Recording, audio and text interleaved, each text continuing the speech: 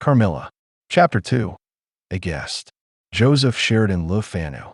I am now going to tell you something so strange that it will require all your faith in my veracity to believe my story. It is not only true, nevertheless, but truth of which I have been an eyewitness. It was a sweet summer evening, and my father asked me, as he sometimes did, to take a little ramble with him along that beautiful forest vista which I have mentioned as lying in front of the Schloss. General Spielsdorf cannot come to us so soon as I had hoped, said my father, as we pursued our walk. He was to have paid us a visit of some weeks, and we had expected his arrival next day. He was to have brought with him a young lady, his niece and ward, Mademoiselle Rainfelt, whom I had never seen, but whom I had heard described as a very charming girl, and in whose society I had promised myself many happy days. I was more disappointed than a young lady living in a town or a bustling neighborhood can possibly imagine. This visit, and the new acquaintance it promised, had furnished my daydream for many weeks. "And how soon does he come?" I asked. "Not till autumn. Not for 2 months, I dare say," he answered. "And I am very glad now, dear, that you never knew Mademoiselle Rainfelt." "And why?" I asked, both mortified and curious. "Because the poor young lady is dead," he replied. "I quite forgot I had not told you, but you were not in the room when I received the general's letter this evening." I was very much shocked. General Spielsdorf had mentioned in his first letter, 6 or 7 weeks before, that she was not so well as he would wish her, but there was nothing to suggest the remotest suspicion of danger. "Here is the general's letter," he said, handing it to me.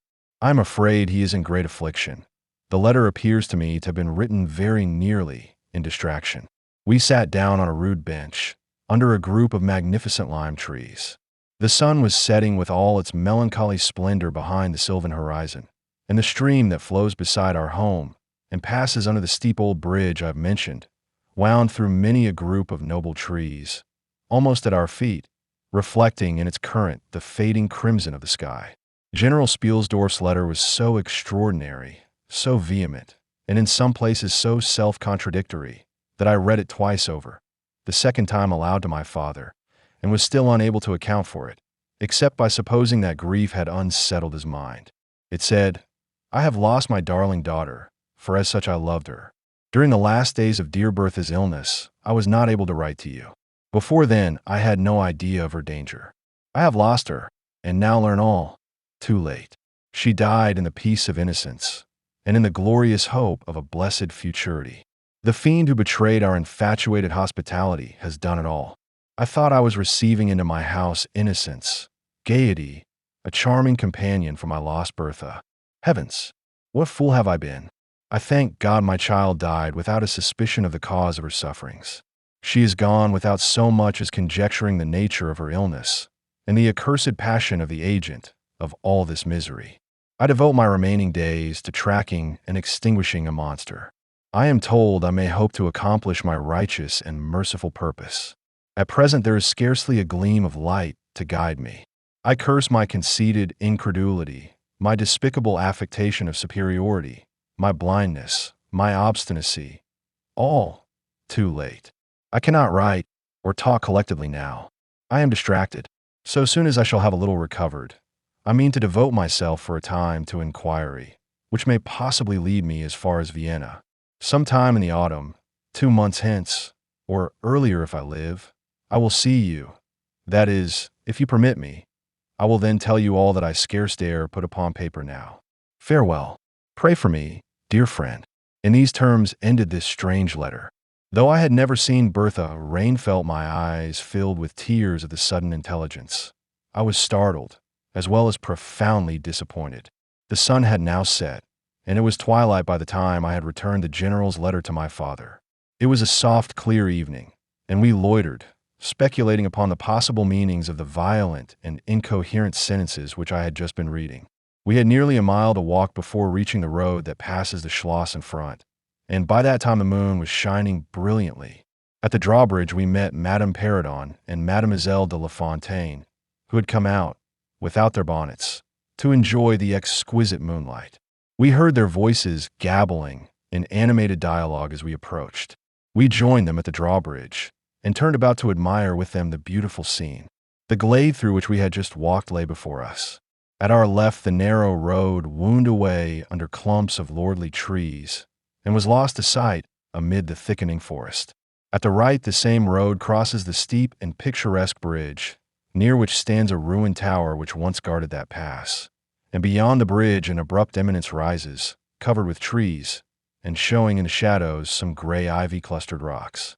Over the sward and low grounds, a thin film of mist was stealing like smoke, marking the distances with a transparent veil. And here and there we could see the river, faintly flashing in the moonlight. No softer, sweeter scene could be imagined. The news I had just heard made it melancholy, but nothing could disturb its character of profound serenity and the enchanted glory and vagueness of the prospect. My father, who enjoyed the picturesque, and I stood looking in silence over the expanse beneath us. The two good governesses, standing a little way behind us, discoursed upon the scene and were eloquent upon the moon. Madame Perrodon was fat, middle-aged, and romantic, and talked and sighed poetically. Mademoiselle de La Fontaine, in right of her father who was a German, assumed to be psychological, metaphysical, and something of a mystic, now declared that when the moon shone with a light so intense, it was well known that it indicated a special spiritual activity. The effect of the full moon in such a state of brilliancy was manifold. It acted on dreams, it acted on lunacy, it acted on nervous people. It had marvelous physical influences connected with life. Mademoiselle related that her cousin, who was mate of a merchant ship, having taken a nap on deck on such a night, lying on his back, with his face full in the light on the moon, had wakened, after a dream of an old woman clawing him by the cheek, with his features horribly drawn to one side, and his countenance had never quite recovered its equilibrium. The moon, this night, she said, is full of idyllic and magnetic influence. And see, when you look behind you at the front of the Schloss, how all its windows flash and twinkle with that silvery splendor, as if unseen hands had lighted up the rooms to receive fairy guests. There are indolent styles of the spirits in which, indisposed to talk ourselves, the talk of others is pleasant to our listless ears. And I gazed on, pleased with the tinkle of the ladies' conversation. "I have got into one of my moping moods tonight," said my father, after a silence, and quoting Shakespeare, whom, by way of keeping up our English, he used to read aloud, he said, "In truth, I know not why I am so sad. It wearies me. You say it wearies you. But how I got it, came by it. I forget the rest. But I feel as if some great misfortune were hanging over us. I suppose the poor general's afflicted letter has had something to do with it." At this moment, the unwonted sound of carriage wheels and many hoofs upon the road arrested our attention. They seemed to be approaching from the high ground overlooking the bridge, and very soon the equipage emerged from that point. 2 horsemen first crossed the bridge, then came a carriage drawn by 4 horses, and 2 men rode behind. It seemed to be the traveling carriage of a person of rank, and we were all immediately absorbed in watching that very unusual spectacle. It became, in a few moments, greatly more interesting, for just as the carriage had passed the summit of the steep bridge, one of the leaders, taking fright, communicated his panic to the rest, and after a plunge or two, the whole team broke into a wild gallop together, and dashing between the horsemen who rode in front, came thundering along the road towards us with the speed of a hurricane. The excitement of the scene was made more painful by the clear, long-drawn screams of a female voice from the carriage window. We all advanced in curiosity and horror, me rather in silence, the rest with various ejaculations of terror. Our suspense did not last long. Just before you reached the castle drawbridge, on the route they were coming, there stands by the roadside a magnificent lime tree. On the other stands an ancient stone cross, at sight of which the horses, now going at a pace that was perfectly frightful, swerved so as to bring the wheel over the projecting roots of the tree. I knew what was coming. I covered my eyes, unable to see it out, and turned my head away. At the same moment, I heard a cry from my lady friends, who had gone on a little. Curiosity opened my eyes, and I saw a scene of utter confusion. 2 of the horses were on the ground. The carriage lay upon its side with 2 wheels in the air. The men were busy removing the traces, and a lady with a commanding air and figure had got out, and stood with clasped hands, raising the handkerchief that was in them every now and then to her eyes. Through the carriage door was now lifted a young lady, who appeared to be lifeless. My dear old father was already beside the elder lady, with his hat in his hand, evidently tendering his aid and the resources of his schloss. The lady did not appear to hear him, or to have eyes for anything but the slender girl who was being placed against the slope of the bank. I approached. The young lady was apparently stunned, but she was certainly not dead. My father, who piqued himself on being something of a physician, had just had his fingers on her wrist and assured the lady, who declared herself her mother, that her pulse, though faint and irregular, was undoubtedly still distinguishable.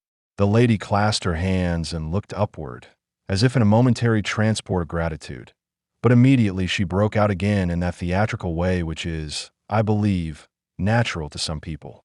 She was what is called a fine-looking woman for her time of life, and must have been handsome. She was tall, but not thin, and dressed in black velvet, and looked rather pale, but with a proud and commanding countenance, though now agitated strangely. Who was ever being so born to calamity? I heard her say, with clasped hands, as I came up, "Here am I, on a journey of life and death, in prosecuting which to lose an hour is possibly to lose all. My child will not have recovered sufficiently to resume her route for who can say how long. I must leave her. I cannot, dare not delay. How far on, sir, can you tell, is the nearest village? I must leave her there, and shall not see my darling, or even hear of her till my return, 3 months hence." I plucked my father by the coat, and whispered earnestly in his ear, "Oh, Papa, pray ask her let her stay with us. It would be so delightful. Do pray, if Madame will entrust her child to the care of my daughter, and of her good gouvernante, Madame Peridon, and permit her to remain as our guest, under my charge, until her return, it will confer a distinction and an obligation upon us, and we shall treat her with all the care and devotion which so sacred a trust deserves." "I cannot do that, sir. It would be to task your kindness and chivalry too cruelly," said the lady, distractedly. "It would, on the contrary, be to confer on us a very great kindness at the moment when we most need it. My daughter has just been disappointed by a cruel misfortune, in a visit from which she had long anticipated a great deal of happiness. If you confide this young lady to our care, it will be her best consolation. The nearest village on your route is distant, and affords no such inn as you could think of placing your daughter at. You cannot allow her to continue her journey for any considerable distance without danger. If, as you say, you cannot suspend your journey, you must part with her tonight, and nowhere could you do so with more honest assurances of care and tenderness than here." There was something in this lady's air and appearance so distinguished and even imposing, and in her manner so engaging, as to impress one, quite apart from the dignity of her equipage, with the conviction that she was a person of consequence. By this time the carriage was replaced in its upright position, and the horses, quite tractable, in the traces again. The lady threw on her daughter a glance which I fancied was not quite so affectionate as one might have anticipated from the beginning of the scene. Then she beckoned slightly to my father, and withdrew 2 or 3 steps with him out of hearing, and talked to him with a fixed and stern countenance, not at all like that with which she had hitherto spoken. I was filled with wonder that my father did not seem to perceive the change, and also unspeakably curious to learn what it could be that she was speaking, almost in his ear, with so much earnestness and rapidity. 2 or 3 minutes at most, I think she remained thus employed. Then she turned, and a few steps brought her to where her daughter lay, supported by Madame Peridon. She kneeled beside her for a moment and whispered, as Madame supposed, a little benediction in her ear. Then, hastily kissing her, she stepped in her carriage. The door was closed. The footmen in stately liveries jumped up behind. The outriders spurred on. The postilions cracked their whips. The horses plunged and broke suddenly into a furious canter that threatened soon again to become a gallop, and the carriage whirled away, followed at the same rapid pace by the 2 horsemen in the rear.